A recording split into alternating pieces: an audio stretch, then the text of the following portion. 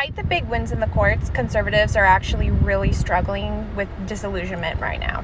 And yes, I'm sitting in my driveway with my air conditioning on. That is the sound you hear in the background. I'm Lemon, and I just explain conservative bullshit. Know your enemy. So why are they disillusioned? Well, number one, this whole election thing, they're not over it. They were made a lot of promises about the election. They were promised evidence. They were promised trials. They were promised, recalls.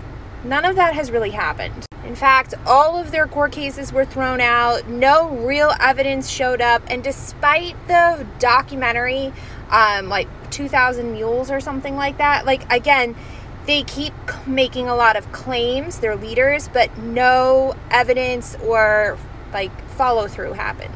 So this January 6th committee stuff is really psychologically damaging, even if they think it's all a scam, because they still think the election's a scam, but they're also worried that their leaders are scams because their leaders aren't following through with what they said.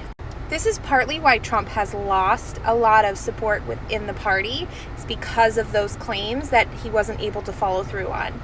Look, it's only a coup if you can pull it off. The second thing, which I actually agree with them on this one, is they watched the outcome of the Ghislaine, I don't know how to say her name, but the Epstein's Madam trial, and they're frustrated with the outcome. I mean, were they sex trafficking kids or girls to ghosts? Because of those kinds of things and just the general mistrust in media that happened through Trump's presidency, they are now at the point where they think every single event that happens is a false flag event. They think it is a conspiracy. They think it was set up by the feds. They think other people are in charge. They feel a real lack of agency or empowerment.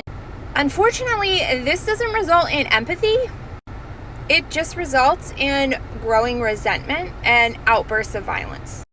And the conservatives are going to have a real problem when it comes to the election because they've just devalued the vote completely and then are expecting people to show up for it. That doesn't mean they won't show up, and that doesn't mean they haven't hedged their bets, because they have. They've taken voter rights back in a ton of states. So they're going to be fine. But psychologically, the party itself, the base, is not okay. And I have concerns about it, to be honest. And you can't direct the explosion of a pressure cooker. Oh, I also forgot Hunter Biden. They're frustrated with that too.